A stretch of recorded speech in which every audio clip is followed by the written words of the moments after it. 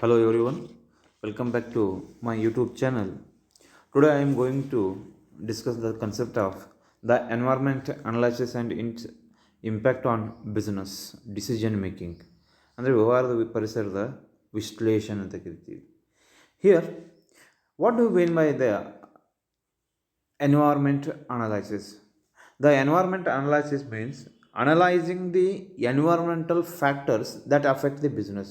It means that here you know very well there are different factors, maybe the internal as well as the external factors, on that micro and macro and environmental factors, on that economic, cultural, demographic, political, socio-cultural, like these environmental factors is to be affecting to our business organizations. That's why here the the process of analyzing the environment factors that affect the business, that should be called as environment analysis. Environment analysis ಅಂದರೆ ಏನು, ಅಥವಾ ಪರಿಸರದ ವಿಶ್ಲೇಷಣೆ ಅಂದರೆ ಏನು ಅಂದರೆ ನಮ್ಮ ವ್ಯಾವಹಾರಿಕ ಸಂಸ್ಥೆಯ ಮೇಲೆ ಪ್ರಭಾವ ಬೀರುವಂಥ ಎಲ್ಲ ಪರಿಸರದ ಘಟಕಗಳ ವಿಶ್ಲೇಷಣೆಗೆ ನಾವೇನಂತ ಕರಿತೀವಿ, ಪರಿಸರ ವಿಶ್ಲೇಷಣೆ ಅಂತ ಕರಿತೀವಿ. It is whether it is necessary or not here, obviously the every business organization has to know what are the different factors is to be influenced to the our business organizations. ಅಂದರೆ ನಮ್ಮ ವ್ಯವಹಾರದ ಮೇಲೆ ಯಾವ ರೀತಿಯಾದಂಥ ಯಾವ ಘಟಕಗಳು, ಯಾವ ಅಂಶಗಳು ನಮ್ಮ ವ್ಯವಹಾರದ ಮೇಲೆ ಪ್ರಭಾವ ಬೀರ್ತದವ ಅನ್ನೋದನ್ನು ತಿಳ್ಕೊಳ್ಳೋ ಸಲುವಾಗಿ ನಾವು ಏನು ಮಾಡಬೇಕಾಗುತ್ತೆ, ಅಲ್ಲಿ ಎನ್ವೈರ್ಮೆಂಟ್ ಅನಲೈಸಿಸನ್ನು ಮಾಡಲೇಬೇಕಾಗುತ್ತೆ. And here the environment analysis also defined as it is the process by which strategies monitor micro and macro factors to determine opportunities and threats. ಅಂದರೆ ಒಂದು ಪರಿಸರದ ವಿಶ್ಲೇಷಣೆ ಅಂದರೆ ಏನು, ಇಲ್ಲಿ ನಮ್ಮ ವ್ಯವಹಾರಕ್ಕಿರುವಂಥ ಅವಕಾಶಗಳು ಯಾವುದು, ಆತಂಕಗಳೇನು, ಅದೇ ರೀತಿಯಾಗಿ ಆತಂಕಗಳನ್ನು ನಿರ್ಧರಿಸುವ ಸೂಕ್ಷ್ಮ ಹಾಗೂ ಸಮಗ್ರ ಘಟಕಗಳನ್ನು ತಾಂತ್ರಿಕ ವಿಶ್ಲೇಷಕ ಅಂತ ಕರಿತೀವಿ. ಅಂದರೆ ಪರ್ಟಿಕ್ಯುಲರ್ಲಿ ನಮಗೆ ನಮ್ಮ ಕಂಪನಿಗೆ ಸಂಬಂಧಿಸಿದಂತೆ ನಮಗೆ ಯಾವ ಅವಕಾಶಗಳದಾವ ಈ ಮಾರ್ಕೆಟಲ್ಲಿ, ನಮಗೆ ಯಾವ ರೀತಿಯಾದಂಥ ಅವಕಾಶಗಳದಾವ, ಯಾವ ರೀತಿಯಾದಂಥ ಅನಾನುಕೂಲಗಳು ಅಥವಾ ಆತಂಕಗಳದಾವ, ಇದನ್ನು ನಾವೇನು ಮಾಡಬೇಕಾಗುತ್ತೆ, ಇಲ್ಲಿ ವಿಶ್ಲೇಷಣೆ ಮಾಡೋಕೆ ನಾವೇನಂತ ಕರಿತೀವಿ, ಎನ್ವೈರ್ಮೆಂಟ್ ಅನಲೈಸಿಸ್ ಅಂತ ಕರಿತೀವಿ. ಇಲ್ಲಿ ಆ್ಯಕ್ಚುಯಲ್ ನಾವೇನು ಮಾಡಬೇಕಾಗುತ್ತೆ ಅಂದರೆ ಇಲ್ಲಿ particularly it is the tracing of an opportunity or threats to its sources. ಅಂದರೆ ನಮಗಿರುವಂಥ ಅಡ್ಡಿ ಆತಂಕಗಳು ಅಥವಾ ಅವಕಾಶಗಳೇನಿದಾವೆ ಅದನ್ನು ಫಸ್ಟ್ ನಾವು ತಿಳ್ಕೊಳ್ಬೇಕಾಗುತ್ತೆ. ಅದ್ರ ಜೊತೆಗೆ ಅದನ್ನು ಕಂಪ್ಲೀಟಾಗಿ ಸ್ಟಡಿ ಮಾಡ್ಕೊಂಡು ನಾವೇನು ಮಾಡಬೇಕಾಗುತ್ತೆ, ಇಲ್ಲಿ ಅದನ್ನು you have to breaking a whole into parts to find out its nature, functions and relationship. ಅಂದರೆ ಏನು ಅವಕಾಶಗಳದಾವ ಅಥವಾ ಏನು ಎನ್ವೈರ್ಮೆಂಟ್ ಅದ, ಇದನ್ನು ನಾವೇನು ಮಾಡ್ಕೊಳ್ತೀವಿ, ಡಿವೈಡ್ ಮಾಡಿಕೊಂಡು ಅದರ ಸ್ವರೂಪ ಏನು, ಕಾರ್ಯ ಏನು, ಸಂಬಂಧಗಳೇನು, ಇದನ್ನು ನಾವೇನು ಮಾಡಬೇಕಾಗುತ್ತೆ, ಇಲ್ಲಿ ಶೋಧಿಸಬೇಕಾಗುತ್ತೆ. ಈ ಪ್ರಕ್ರಿಯೆಗೆ ನಾವೇನಂತ ಕರಿತೀವಿ, ಎನ್ವೈರ್ಮೆಂಟ್ ಅನಲೈಸಿಸ್ ಅಂತ ಕರಿತೀವಿ. And here definitely the business environment is undertaken to evaluate these micro, macro, internal as well as external factors to study its implication on business. ಅಂದರೆ ನಾವು ವ್ಯವಹಾರದಲ್ಲಿ ನಾವೇನು ಮಾಡ್ತೀವಿ, ಈ ಪರಿಸರದಲ್ಲಿರುವಂಥ ಏನು ಆ ಅಂಶಗಳದಾವ ಇದ್ರ ಬಗ್ಗೆ ಕುಲಂಕುಷವಾಗಿ ನಾವೇನು ಮಾಡಬೇಕು, ವಿಶ್ಲೇಷಣೆ ಮಾಡಿಕೊಂಡು ಅದ್ರ ಬಗ್ಗೆ ನಾವೇನು ಮಾಡಬೇಕಾಗ್ತದೆ, ಮಾಹಿತಿಯನ್ನು ಕಲಿ ಹಾಕಬೇಕಾಗಿರುತ್ತೆ.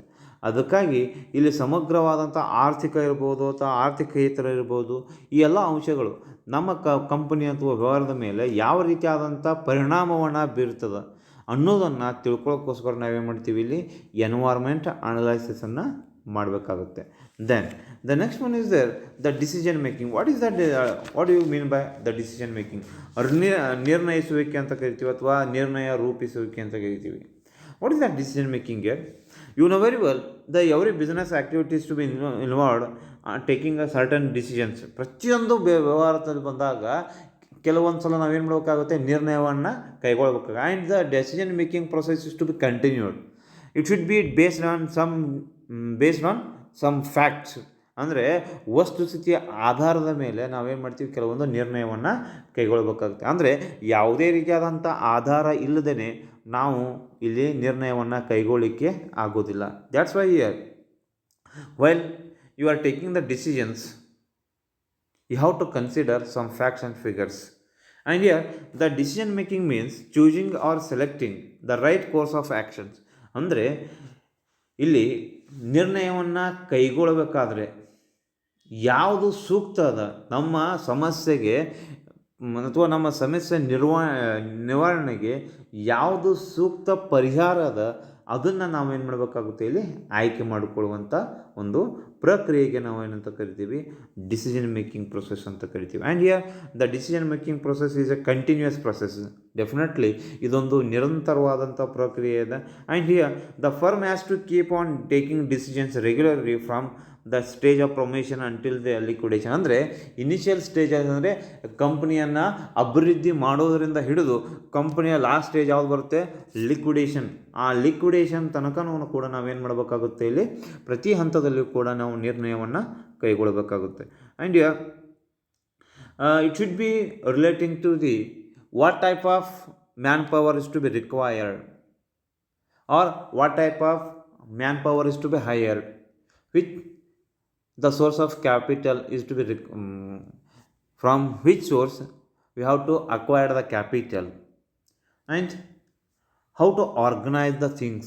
ಈ ಎಲ್ಲ ನಿರ್ಣಯವನ್ನು ನಾವು ಇಲ್ಲಿ ಏನು ಮಾಡ್ಕೊಳ್ತೀವಿ, ತೊಗೊಳ್ಬೇಕಾಗುತ್ತೆ. ಅಂದರೆ ಇಲ್ಲಿ ಯಾವ ಉದ್ಯಮಿಯನ್ನು ಇದು ಮಾಡಬೇಕಾಗುತ್ತೆ, ಬೆಸ್ಟ್ ಬಂಡವಾಳ ಬೇಕಾಗುತ್ತೆ, ಉದ್ದೇಶಗಳ ಆಯ್ಕೆ ಇರ್ಬೋದು, ಆಮೇಲೆ ಮಾನವ ಸಂಪನ್ಮೂಲಗಳು ಇರ್ಬೋದು. ಈ ರೀತಿಯಾದಂಥ ಕೆಲವೊಂದು ಏನು ಮಾಡಬೇಕಾಗುತ್ತೆ, ನಿರ್ಣಯವನ್ನು ಕೈಗೊಳ್ಳಬೇಕಾಗುತ್ತೆ. That is what we call decision making process ಅಂತ ಕರಿತೀವಿ. Then here there is a process of environment analysis. Here the process of environment analysis is to be classified into four. First one, it should be classified or the process is to be undertaken in a four stages.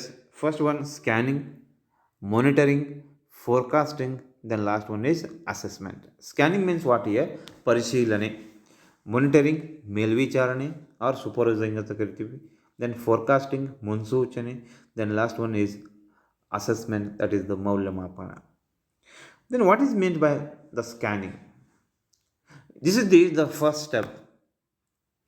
Whenever any environment analysis is undertaken before taking some business decisions. ಅಂದರೆ ಯಾವುದೇ ಒಂದು environmental ಅನಾಲಿಸಿಸನ್ನು ಯಾವಾಗ ಮಾಡ್ತೀವಿ ಅಂದರೆ ನಿರ್ಣಯವನ್ನು ಕೈಗೊಳ್ಳೋಕ್ಕಿಂತ ಮುಂಚೆ. And the scanning is the first stage in the environment analysis. And there are some of the macro environmental factors you know very well: economic, political, social, cultural, financial or other. The environmental factors has to be observed. ಅಂದರೆ ನಮ್ಮ ಪರಿಸರಕ್ಕೆ ನಮ್ಮ ವ್ಯವಹಾರಕ್ಕೆ ಸಂಬಂಧಪಟ್ಟಂಥ ಆರ್ಥಿಕ ಇರ್ಬೋದು, ರಾಜಕೀಯ ಇರ್ಬೋದು, ಸಾಮಾಜಿಕ ಇರ್ಬೋದು, ಸಾಂಸ್ಕೃತಿಕ ಇರ್ಬೋದು, ಅಥವಾ ಶೈಕ್ಷಣಿಕ ಇರ್ಬೋದು, ಅಥವಾ ಬೇರೆ ಬೇರೆ ತಂತ್ರಜ್ಞಾನ ಇರ್ಬೋದು. ಇದನ್ನೆಲ್ಲನೂ ಕೂಡ ನಾವು ಸಮಗ್ರವಾಗಿ ಏನು ಮಾಡಬೇಕಾಗುತ್ತೆ, ಇಲ್ಲಿ ವೀಕ್ಷಣೆ ಮಾಡಲೇಬೇಕಾಗುತ್ತೆ. And under this scanning process you have to know what are the factors is to be there in the environment, how it should be affected. ಅಂದರೆ ಈ ಪರಿಸರದಲ್ಲಿ ಯಾವ ರೀತಿಯಾದಂಥ ಅಂಶಗಳದಾವ, ಅದು ಸೂಕ್ಷ್ಮ ಪರಿಸರದ ಅಂಶಗಳಿರ್ಬೋದು ಅಥವಾ ಸಮಗ್ರ ಅಂಶಗಳಿರ್ಬೋದು. ಅವು ಯಾವ ರೀತಿಯಾಗಿ ಅದನ್ನು ನಾವು ಏನು ಮಾಡಬೇಕಾಗುತ್ತೆ, ಕಂಟಿನ್ಯೂಸ್ ಆಗಿ ಅಬ್ಸರ್ವೇಷನ್ ಮಾಡ್ಕೋಬೇಕಾಗುತ್ತೆ. Continuously you have to be observe and scanned and whatever the necessary informations you should be collected. ಅಂದರೆ ನಿಮಗೆ ಸಂಬಂಧಪಟ್ಟಂಥ ಅಥವಾ ಅವಶ್ಯಕತೆ ಇರುವಂಥ ಮಾಹಿತಿಯನ್ನು ನೀವು ಇಲ್ಲಿ ಏನು ಮಾಡಬೇಕು, ಕಲೆ ಹಾಕಬೇಕಾಗ್ತದೆ. ಅದಕ್ಕೆ ನಾವೇನಂತ ಕರಿತೀವಿ, ಸ್ಕ್ಯಾನಿಂಗ್ ಅಂತ ಕರಿತೀವಿ. Then second one is there monitoring, ಮೇಲ್ವಿಚಾರಣೆ. Here economic and non-economic events and factors. You know very well here, the adversely affected the environmental factors are macro-environmental. Here, these factors have major influence on the business. And here, you have to identify the factors which is to be influence on our organizations and they have to be monitored regularly. Monitor means you have to supervise regularly. ಅಂದರೆ ನಮ್ಮ ಪ್ರಭಾವ ಬೀರುವಂಥ ಆರ್ಥಿಕ ಇರ್ಬೋದು, ಆರ್ಥಿಕೇತರ ಏನು ಅಂಶಗಳದಾವ ಅದನ್ನು first ಏನು ಮಾಡ್ಬೇಕು, ನೀವು ಫೈಂಡ್ ಔಟ್ ಮಾಡ್ಬೇಕು, ಅಂದರೆ ಗುರುತಿಸೋದು.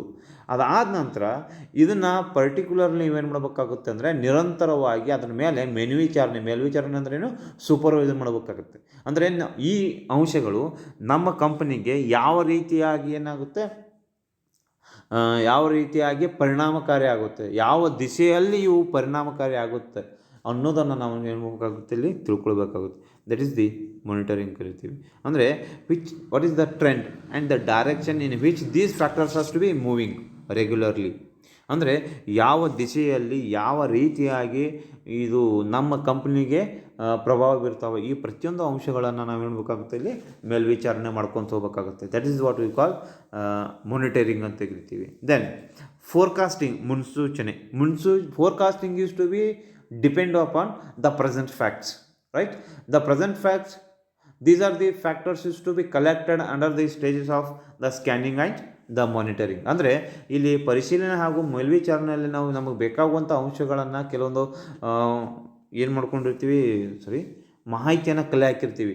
ಈ ಕಲೆ ಹಾಕಿದಂಥ ಮಾಹಿತಿಯ ಆಧಾರದ ಮೇಲೆ ನಾವೇನು ಮಾಡ್ಕೊಳ್ತೀವಿ, ಇಲ್ಲಿ ಫೋರ್ಕಾಸ್ಟ್ ಮಾಡಬೇಕಾಗತ್ತೆ. ಫೋರ್ಕಾಸ್ಟ್ ಅಂದ್ರೇನು, ಮುಂದಾಲೋಚನೆ ಮಾಡಬೇಕು. Based on the scanning and monitoring, the forecast has to be the prepared. Forecasting means what ಅಂದರೆ ಮುನ್ಸೂಚನೆ ಅಂದರೆ ಏನು? Anticipating or expecting the happenings in future. ಅಂದರೆ ಭವಿಷ್ಯತ್ತಲ್ಲಿ ಸಂಭವಿಸುವ ಘಟನಾವಳಿಯ ಬಗ್ಗೆ ದೂರದೃಷ್ಟಿಯನ್ನು ಹೊಂದುವುದು. ಅಂದರೆ ಮುಂದೆ ಏನಾಗಬಹುದು ಅನ್ನೋ ಕಲ್ಪನೆ ಈಗಿಂದ ಇಟ್ಕೊಳ್ಳೋದು, ಅದಕ್ಕೆ ನಾವೇನಂತ ಕರಿತೀವಿ, ಫೋರ್ಕಾಸ್ಟಿಂಗ್ ಅಂತ ಕರಿತೀವಿ. And the direction in which environmental factors has to be going to move the forecast on the basis of scanning. ಅಂದರೆ ಇವು ಎಲ್ಲ ಅಂಶಗಳು ಯಾವ ದಿಶೆಯಲ್ಲಿ ನಮಗೆ ಪ್ರಭಾವ ಬೀರ್ತಾವೆ ಅನ್ನೋದನ್ನು ನಾವು ಏನು ಮಾಡಬೇಕು, ಈಗಲೇ ಅದ್ರ ಬಗ್ಗೆ ಮಾಹಿತಿಯನ್ನು ಕಲೆ ಹಾಕಿ ಅದನ್ನು ತಿಳ್ಕೊಳ್ಬೇಕಾಗುತ್ತೆ. That should be called as the forecasting. And